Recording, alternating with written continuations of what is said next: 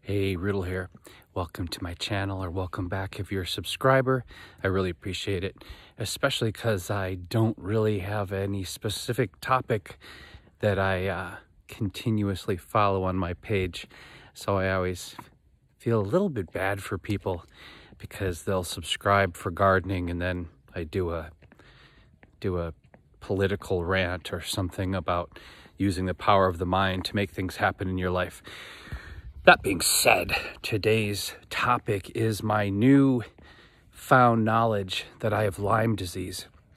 And the reason I want to make multiple videos about this is to get the knowledge out there.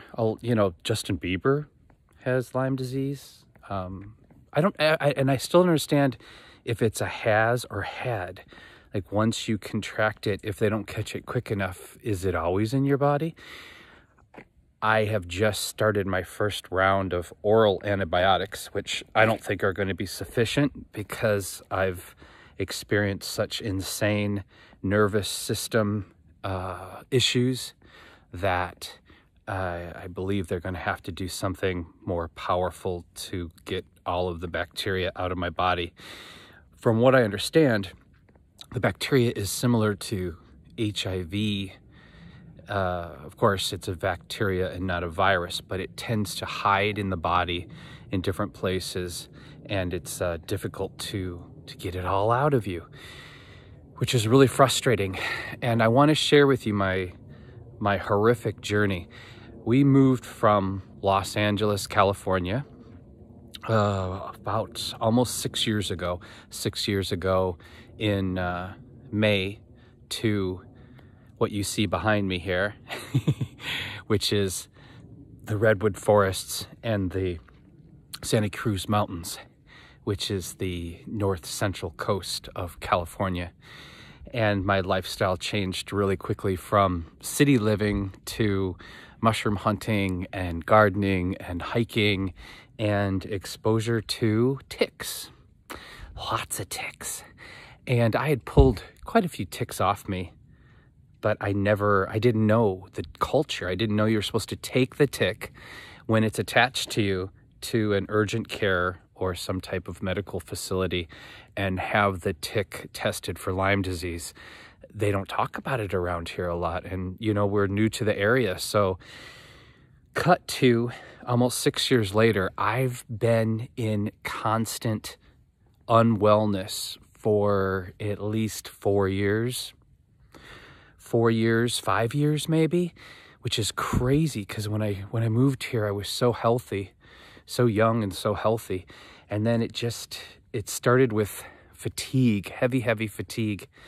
And then from the fatigue, it was brain fog, which I'm still experiencing.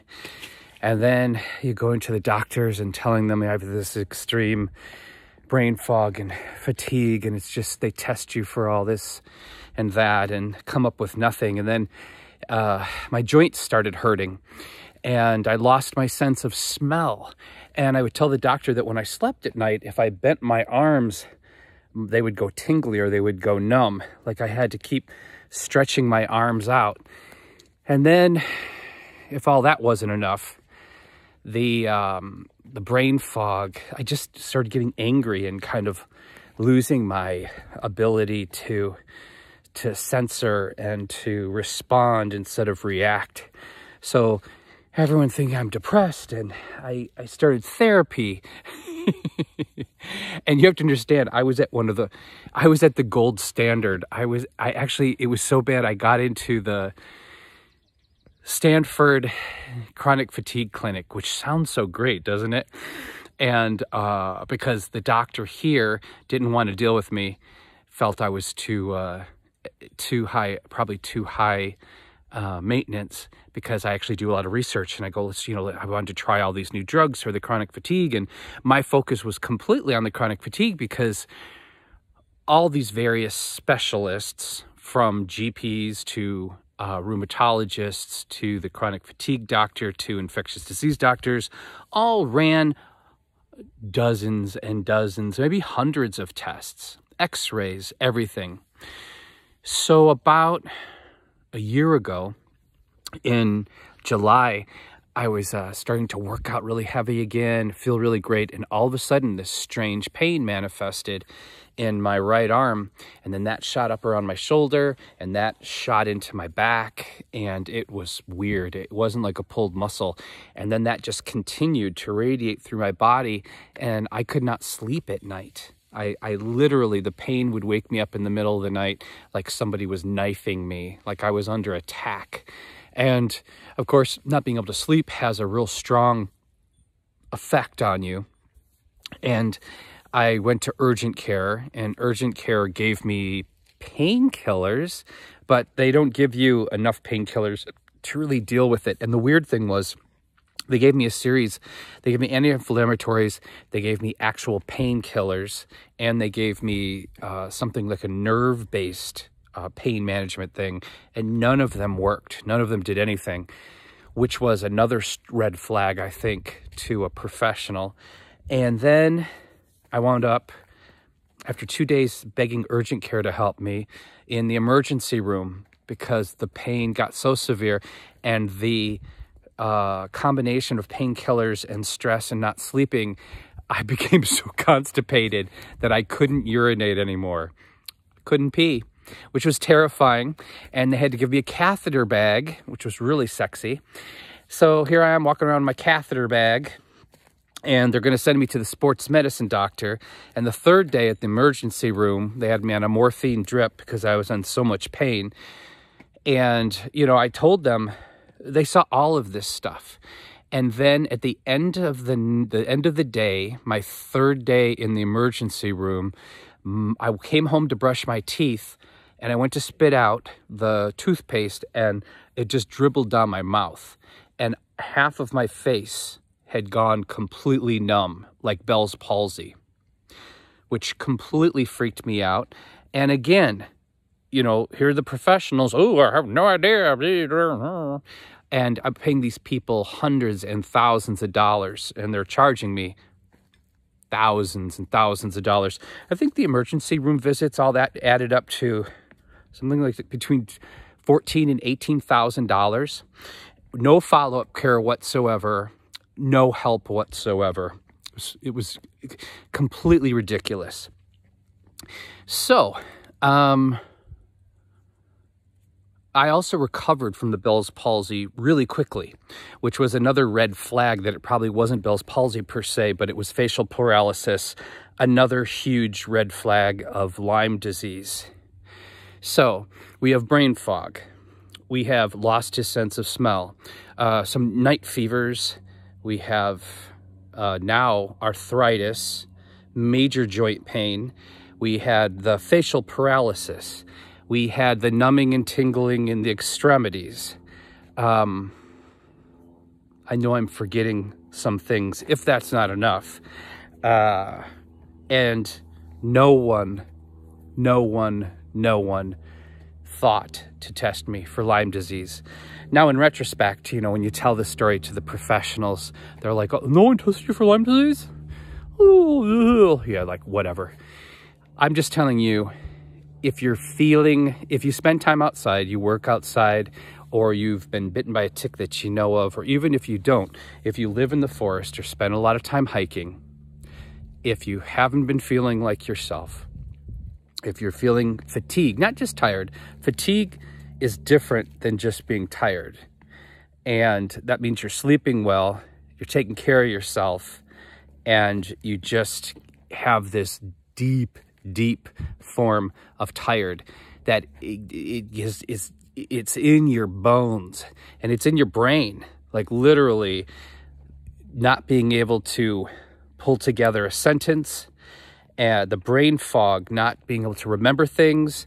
I would leave stuff on the stove cooking and burn it. I'd have water pitcher filling up. Forget I was filling up the water pitcher. It'd overflow over the place. I mean, I was losing my mind. I was like somebody who was developing dementia or Alzheimer. Also, oh, I forgot this one. Breathing. My breathing has become really labored because I believe the bacteria can attack the heart. I think I read about people dying who didn't get medication soon enough. and those little bacterium, they're little spiral-shaped spirochetes, they call them, dig into the heart muscle and just fuck it up. My breathing, I notice when I do even just little things, I'm like, which is really gross. It sounds like I'm a heavy breather or a mouth breather. And you may have heard that in some of my videos, and I was really embarrassed about it because especially when I have these headphones on, it amplifies my labored breathing. But that's the Lyme disease too.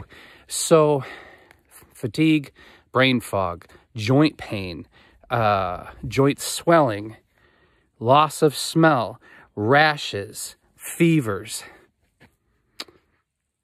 the numbing and tingling, when your arms are bent or you have, it almost feels like a neuropathy in your arms or in your legs. This is everything that I experienced, the facial paralysis, any of these things. If you have a loved one or yourself are having any kind of symptoms whatsoever, don't walk, but run and demand a solid Lyme disease test from your doctor. And if they try to tell you that Lyme disease isn't prevalent in your area or it's a really low chance of it, don't believe them. And I'm not a conspiracy theory person. I'm a science person, as you might have caught in some of my other videos.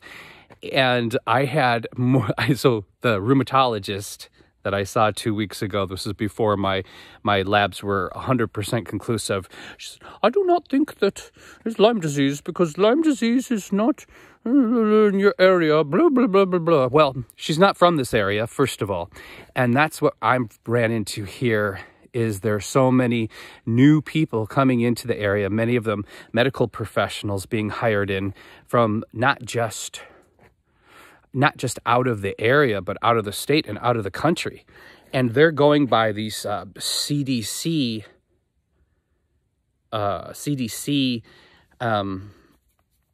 records. And what happens is this half-assed attempt at figuring out how much Lyme disease is in the area. They send people out and collect ticks. And then from the ticks, they test the ticks and see how many of them have Lyme disease, which seems like it might be an accurate way to find out how much Lyme disease in the area.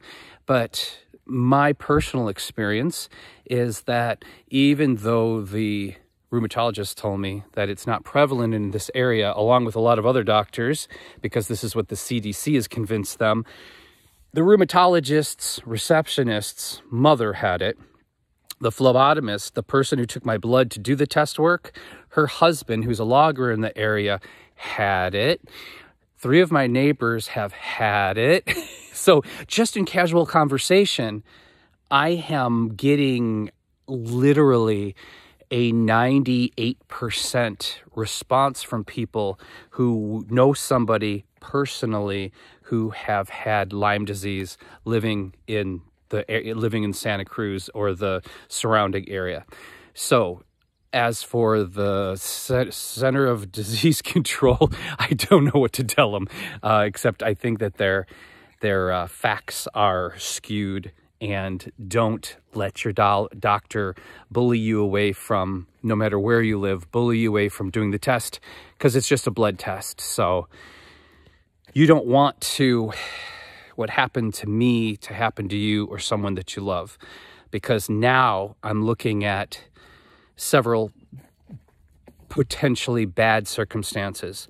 It took them 2 weeks after getting my diagnosis to find somebody who would just give me any type of treatment. So at least I've started on the oral antibiotics, which are 2 types, 8 pills a day. And it's heavy because, antibiotics destroy everything good in you and everything bad in you. But the fact is, I remained untreated and undiagnosed for so long that there could be permanent damage to my body. I could have this permanent damage to my joints and my heart. Who knows? Who knows? And the fact is, because it has attacked my nervous system, obviously, and has been aggressively hurting my nervous system for at least a year and a half, they are supposed to do a particular type of therapy, or so the Mayo Clinic suggests, which is intravenous antibiotics, which is hardcore, and it's 18 to 20 some day treatment, sometimes months, depending on how soon or if the antibiotics can actually reach and kill the bacteria. So if you don't get help right away or get help soon, the treatment is difficult, and it's difficult to find people who will actually administer the treatment. I'm semi-fortunate because even though Stanford Medical has been completely worthless in treating me, although it's, you know, they have all these papers and they're supposed to be one of these top-notch research hospitals in the nation. And even though my local doctors at Dignity Health have been completely worthless in treating me or giving me options or finding me professionals to work with, because we have really good insurance, I have health advocates, and I'm reaching out to them, and hopefully I'm going to be able to find a more effective form of treatment than just the oral antibiotics. And yes, I will take any of those prayers or positive thoughts you have to send my way. But this video is more about you, the people you love, and if you're not feeling right and have any of the symptoms that I've shared with you, feel free to, you know, Google Lyme disease and what all the possible specific symptoms are, and of course, and listen to, you know, my words of woe, and go and get that test before it is too late. All right, bye for now. I'll be checking in soon to let you know how the treatment is doing, if it's minimizing my pain at all. Well, that's another thing. You know, when you read about the basic protocol for the Lyme disease, your doctors are supposed to help you to manage the pain, because I can't sleep at night. Every time I roll over, it's like someone is literally stabbing me in my arms and my shoulders. And so I wake up, I try to turn, I wake up. And you know, that lack of sleep or that interrupted sleep is so terrible for you. Not one of my supposed health care professionals, not one of them has offered any kind of help with pain management. Nothing. So, you know, when they talk about America and socialized medicine and how it would be bad for the quality, I'm sorry, I don't think it can get it much worse. If you have insurance as good as I do, and you're as good at self-advocating as I am, and you still cannot be cared for, and you know more about the treatment of these basic, you know, basic disease like I have right now, I don't know. I would be willing to take the risk, take the risk to switch to socialized medicine, because I don't think it can get any worse than the overpriced shit show that is medicine, at least here in Northern California. Bye.